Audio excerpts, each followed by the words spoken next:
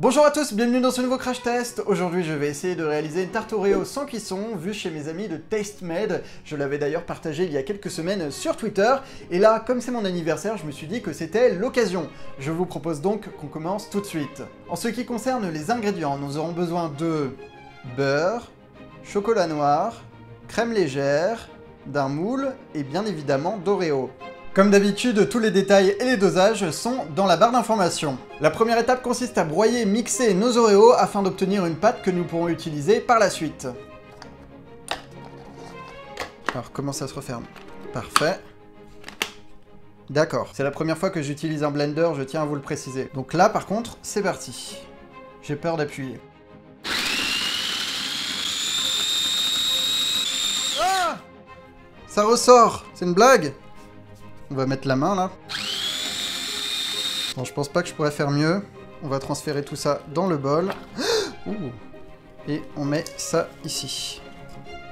Il y en a même à l'intérieur de la lame, là, c'est bizarre. Faudra nettoyer tout ça. Et à présent, on rajoute du beurre fondu. Et on mélange. On dirait de la bouillie, quoi. J'en ai peut-être mis un peu trop, je sais pas. Non, j'ai respecté les dosages, hein, cette fois-ci. Mais ça me paraît vraiment humide. Pour la deuxième étape, on va prendre un moule à tarte et on va venir faire les bords et le fond. On va étaler. C'est vraiment pas évident. Donc là, c'est censé être plat en fait. Comment voulez-vous? Je vais utiliser la paume de mes mains pour faire quelque chose de régulier. Et ça ne colle pas du tout, enfin quasiment pas en tout cas. Ça a l'air de fonctionner pour l'instant, donc c'est une bonne chose. C'est à peu près régulier là. Bon, bien sûr, j'aurai jamais un truc ultra plat non plus, hein. Faut pas rêver. En tout cas, j'aurais fait de mon mieux, hein. Et maintenant, il faut faire les bords. Donc là, ça va être un peu plus délicat. Pareil, encore une fois avec les doigts. En espérant que j'en ai assez aussi, niveau quantité. Mais en tout cas, je suis motivé. Je veux une magnifique tarte. Donc la particularité de celle-ci, c'est qu'elle n'a pas besoin de cuisson, et vous comprendrez pourquoi tout à l'heure. J'ai terminé avec mon fond de tarte, on va maintenant le laisser refroidir 20 minutes au réfrigérateur.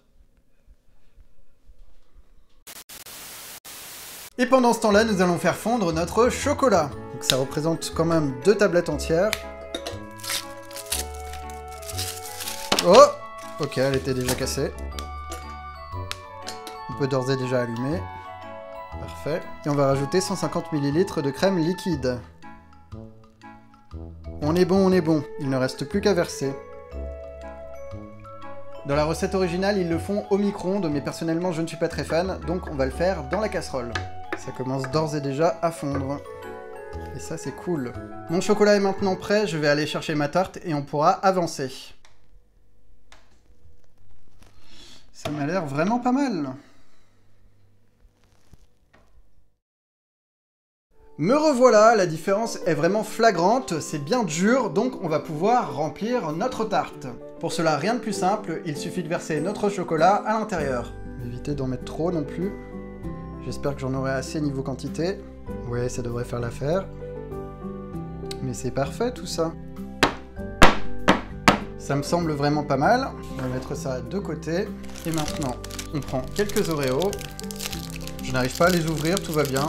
On vient faire des miettes, couper en 2, en 4, et on vient mettre ça par-dessus.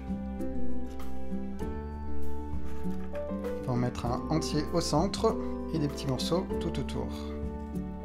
La tarte est quasiment terminée, il faut maintenant la laisser reposer au réfrigérateur pendant plusieurs heures.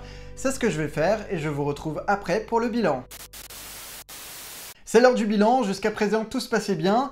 Mais comme vous le savez, il faut toujours un problème dans mes vidéos, et là, c'est que j'ai essayé de le démouler et ça n'a pas marché. Voilà, je pense que le moule n'est pas du tout adapté, mais bon, c'est pas grave, je vais le couper au milieu et on verra bien ce que ça donne, puisque ça a l'air fort appétissant.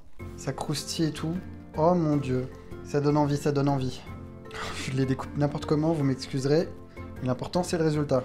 Et maintenant, comment je fais pour la prendre? Je vais essayer par là. Ouais, super. Oh! Ok. Oh! Oh merde. Ça n'arrive qu'à moi, ce genre de choses. J'aurais dû le laisser un tout petit peu plus longtemps, mais bon, c'est quand même les conditions de tournage, donc au bout d'un moment, il faut quand même terminer la vidéo. Goûtons.